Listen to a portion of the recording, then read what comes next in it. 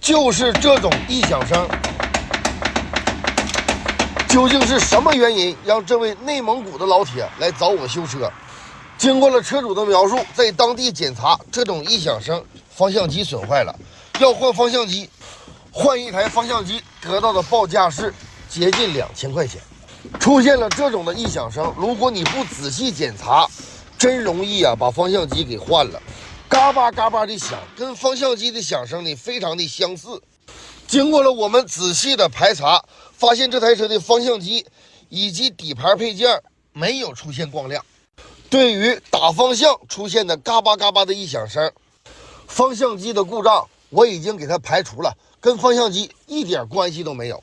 那么这种异响声究竟是从什么地方传出来的呢？今天我就来告诉大家，出现这种问题如何正确维修。90%的车辆减震器上边都有一个压力轴承，如果这个压力轴承损坏了，轻者打方向沉，严重了打方向就会出现这种异响声。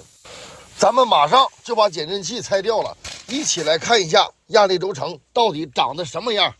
车辆出现问题了，千万不要盲目的去进行维修，必须找准问题。汽车上的故障往往都是小毛病导致的，千万不要直接换大件。如果每一台车出现了问题，你都像我这么去排查，那么每一台车都会以省钱方式把车修好。现在广大车主最怕的就是到修理厂了，检查都不给你检查，直接叫你换这个换那个，最后导致了车主们根本都不敢修车了，有点毛病就糊弄开了。我下面拆的就是减震器上面的顶胶和压力轴承，这毛病咱们不就找到了吗？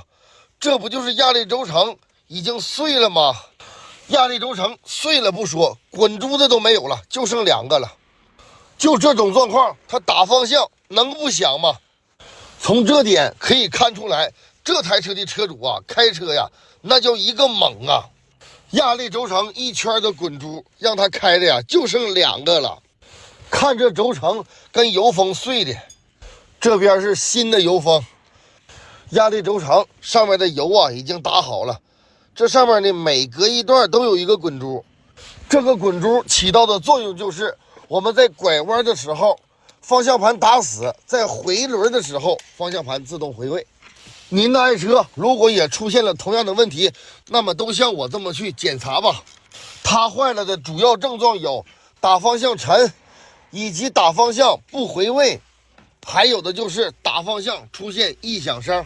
看到这里的老铁，我这种维修的方法你们满意吗？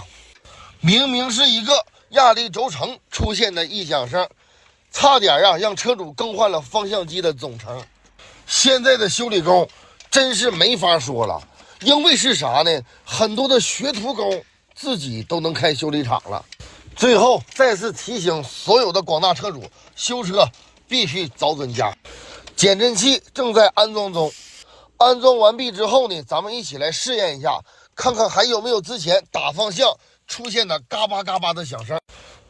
我的每一个作品都是从故障现象到找毛病，以及修完交车为止，希望能够对你们有所帮助。